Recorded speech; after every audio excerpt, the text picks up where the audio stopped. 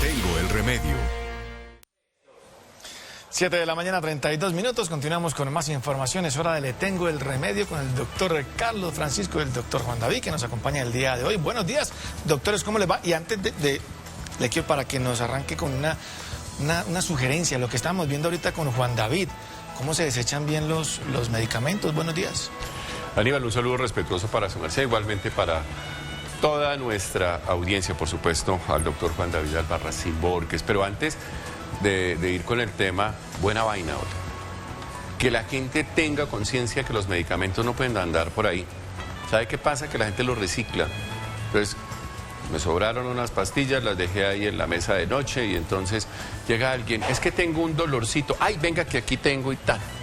Eso nunca se debe hacer. ¿Por qué? Porque los medicamentos deben ser prescritos por médicos y deben cumplir una tarea con base en una dosis, un tiempo de administración y por supuesto mirar unos resultados. Entonces, desechar medicamentos es una medida salvadora, absolutamente válida. ¿Por qué? Porque no solamente las mascotas, si un perro se traga el antibiótico, pues no pasaría mayor cosa, pero si se llega a tragar un medicamento tóxico, pues por supuesto el riesgo puede ser mayor, pero eso puede pasar con cualquier persona también.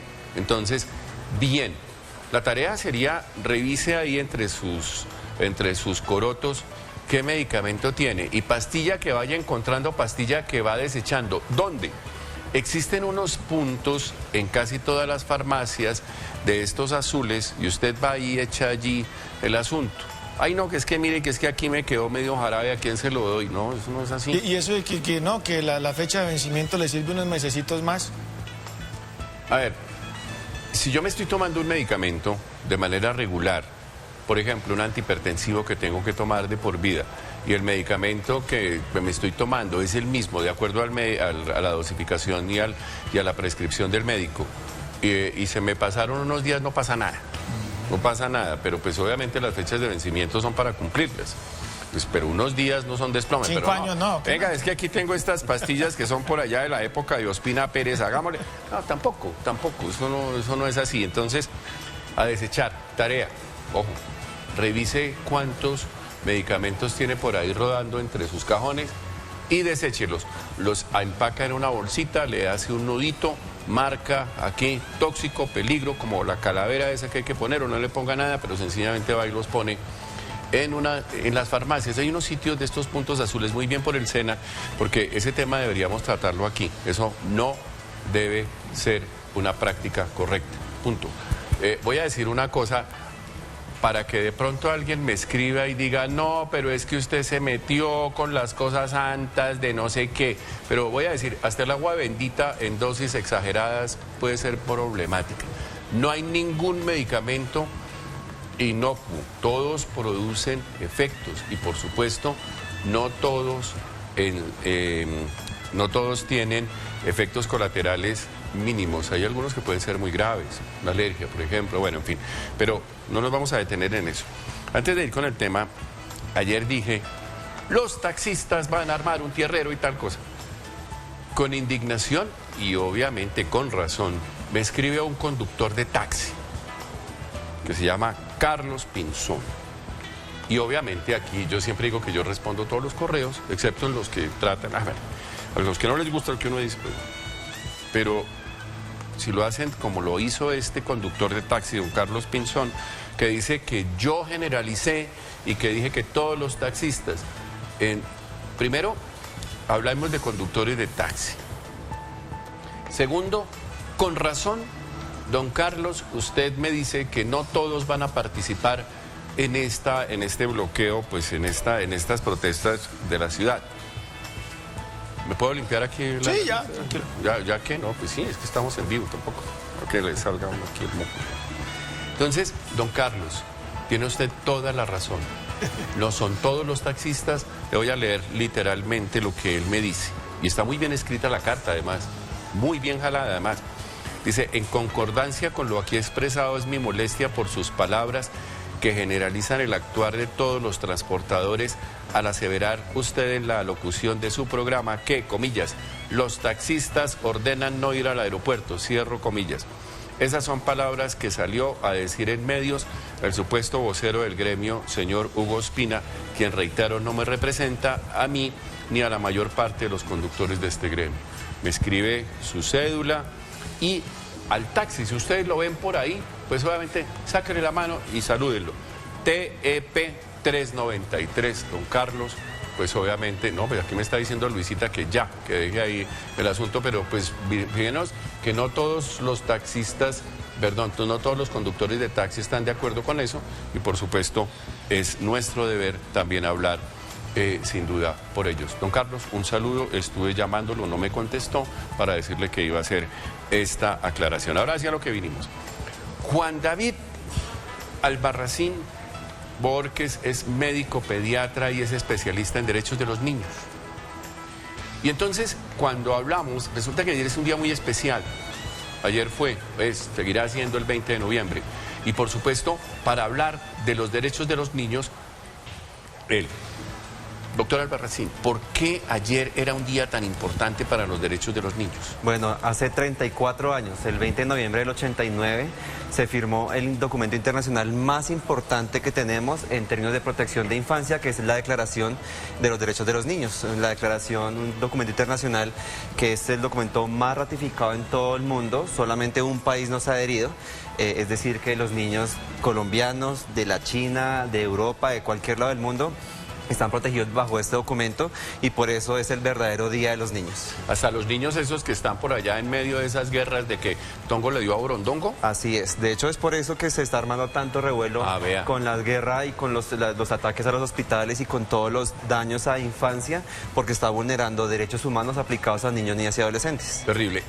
¿Qué son los derechos de los niños? Hablemos un poquito así en general y miremos un poquitico los papás cómo pues son subsidiarios también de este tipo de elementos. Sí, los derechos de los niños son derechos humanos aplicados a niños, niñas y adolescentes y lo que buscan es colocar como reglas de juego para que los niños tengan un desarrollo armónico, integral y que logren ser adultos felices y útiles a la sociedad. Por eso es que es tan importante que todas las personas que tenemos que ver con infancia conozcamos y protejamos los derechos de ellos. Casi siempre que hablamos de derechos aquí alguien dice, sí, pero también tienen que hablar de deberes. ¿Sabe cuál es el deber de los niños? ¿Cuál? Ser niños, ya, punto.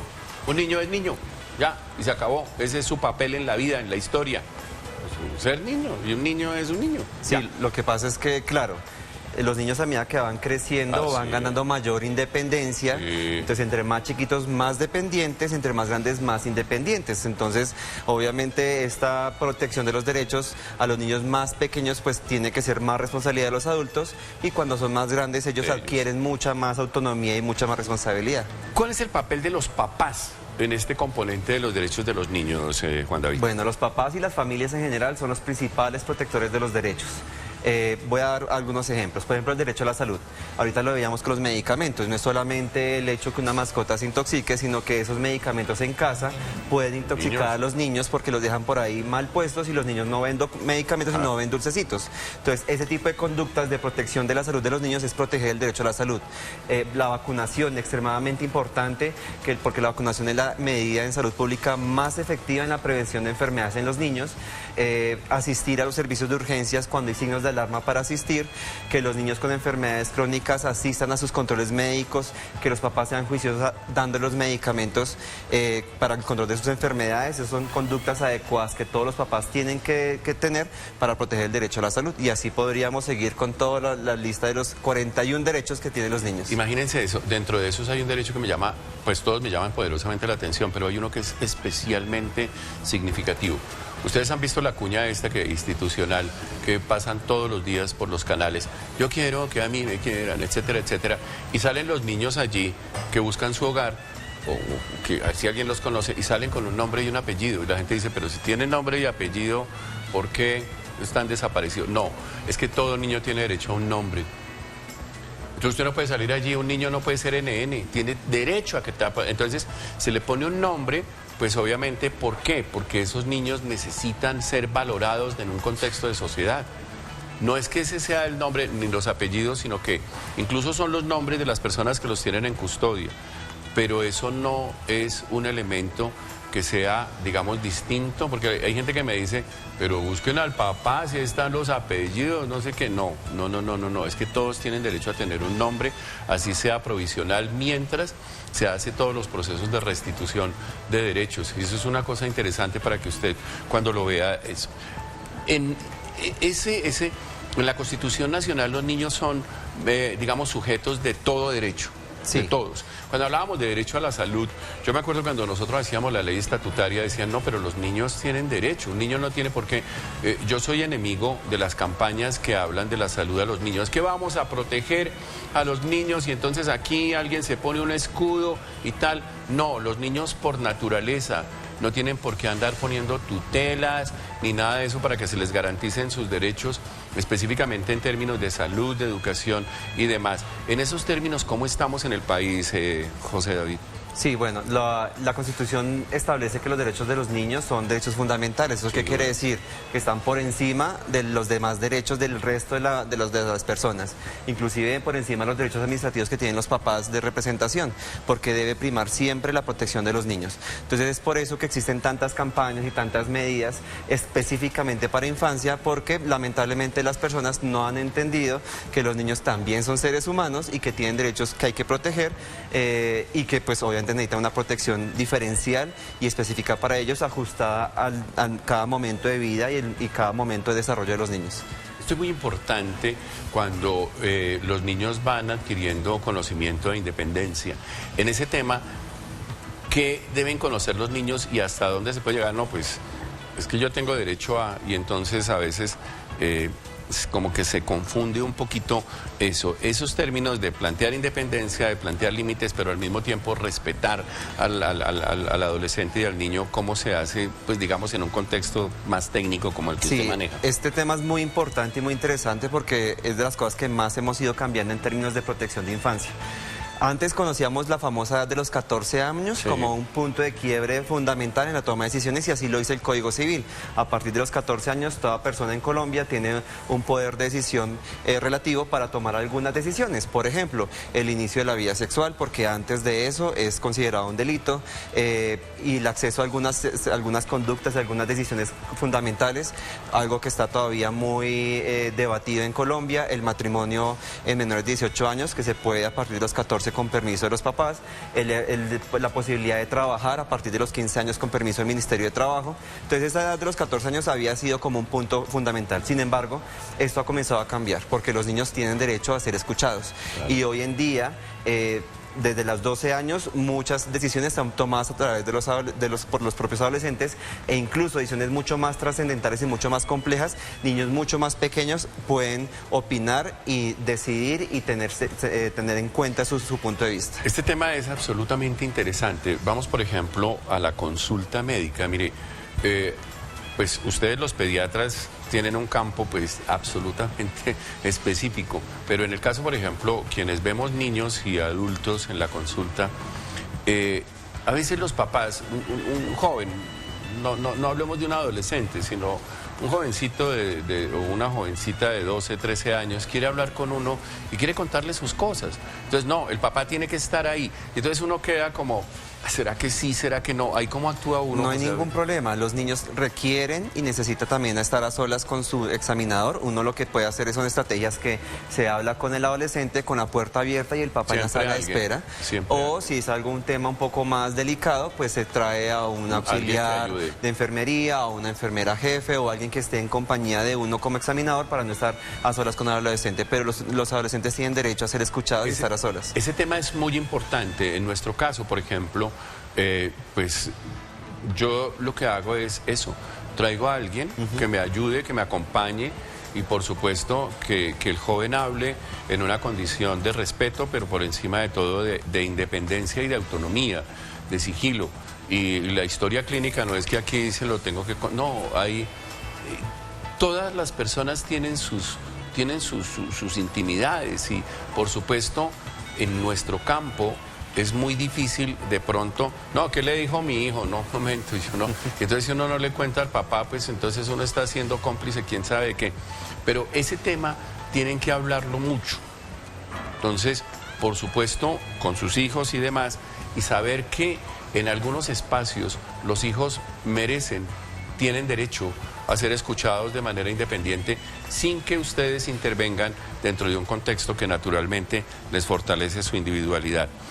Muy difícil ese tema, es muy difícil, Máximo, pues ahora, y obviamente también los profesionales tenemos que buscar siempre la protección del menor. Sí, y es complejo porque de los miles de años de la historia de la humanidad, solamente 34 años estamos hablando de derechos de los niños. Hasta ahora estamos cambiando pensamientos y paradigmas y es importantísimo toda esta educación que hagamos alrededor de los derechos de los niños, porque no solamente los papás y no solamente los médicos, profesores, cualquier profesión, la que se les ocurra que tenga que ver con infancia, necesitamos conocer los derechos y tener alguna actitud de protección. Siempre pensando en la protección. Venga, una cosa que me llama la atención y lo hablábamos extra cámaras, como dicen los expertos en comunicación. Hablaba con el doctor Albarracín porque este tema nos interesa muchísimo. Bueno, y por qué casi todos los países tienen el 20 de noviembre como el Día de los Derechos de los Niños. ¿Por qué Colombia no? Es un tema netamente comercial. Debería ser el 20 de noviembre, porque es el Día Universal de la Infancia, pues en todo el mundo. Pero Colombia está por fuera de eso, algo netamente comercial. ¿Y quién define eso? No tengo ni idea quién habrá definido, pero es algo que deberíamos analizar para estar acorde con lo que a nivel internacional se hace. Entonces armamos, pues obviamente, combo con todos los países y por supuesto tiene una fecha que es absolutamente válida. Entonces, ¿cuándo volvemos a hablar de derechos de esto o lo que quiera? Porque a mí este tema, a nosotros mejor, ese tema nos interesa muchísimo y obviamente conocerlo de la mano de usted como experto, tanto de la Sociedad Colombiana de Pediatría como en su campo, pues es valioso. Un especialista en derechos de los niños, un pediatra, qué valioso. ¿De qué otro tema podemos hablar en la próxima entrega? Lo que ustedes digan. Dígame usted. En temas de crianza, de protección de riesgos, que es algo muy importante en que en casa los papás a veces no somos muy conscientes de eso. Hay muchos riesgos en casa que empieza la Navidad, empiezan las vacaciones. Claro, y los niños en casa todo el tiempo y riesgos un montón. Sí, el niño que le da por ser chef. Bueno. Aníbal, ¿por qué se ríe? No, va a comerse las luces del arbolito. Yo creo que comerse las luces es tan peligroso como cuando, ¿se acuerdan de esos bombillitos que tenían como chusitos? Pisar una vaina de esas, pisar la extensión del... No, fregues. Doctor Albarracín, muchísimas gracias por estar con nosotros y por supuesto a ustedes también por estar pendiente de esto y tener esa comunicación, digamos, en doble vía, que para nosotros es absolutamente vital. ¿Tienen de cuándo acá? Pero no van a corregir, no, algo que le sirva a la humanidad, a la gente, Aníbal. Usted lo estaba pensando desde que venía en camino para acá. Lo escuchamos. Sí, una salida así bastante, no. Mañana se van a tomar un tintico. El presidente Petro y el expresidente Álvaro Uribe. Es que hablar de la reforma a la salud. Oiga, ¿no sería bueno que llevaran gente que sepa del asunto? Pues para que le diga, mire, es que el derecho fundamental a la salud está consignado en la Constitución y naturalmente lo que tenemos que pensar es en la gente, que hay un porcentaje importantísimo del país al que no le llega absolutamente ningún derecho de estos de la salud. Allá es donde hay que llegar para tratar de generar simetrías, que lo que está bien, que se mantenga, y donde no hay allá servicios de salud, sí, pero que todas las discusiones estén centradas en la gente. Entonces, que alguien les diga a los dos, mire, les traje aquí este tintico en nombre de todos los colombianos que sin duda son los beneficiarios de lo que ustedes van a garlar. Y entonces me imagino que deben tener sus asesores, pero no ideologizados, no politizados ni polarizados, no. Pensando en que el derecho fundamental a la salud está por reglamentarse. Hay una ley estatutaria, la 1751 del 2015, que está ahí. Eso ya está. Entonces simplemente es, al igual que los derechos de los niños, garantizar esto como un derecho fundamental. Y por supuesto que cuando salgan, que van a salir ahí a dar una rueda de prensa y tal, que todos tengan la reforma de la salud que el país necesita.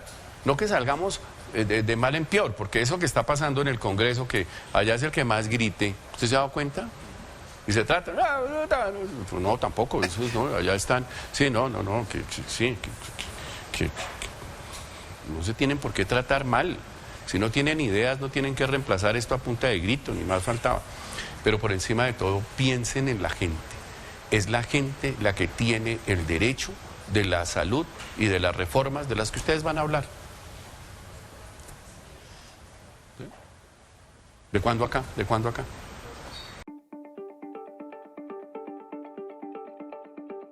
Suscríbase a nuestro canal de YouTube, active la campana y no se pierda las últimas noticias.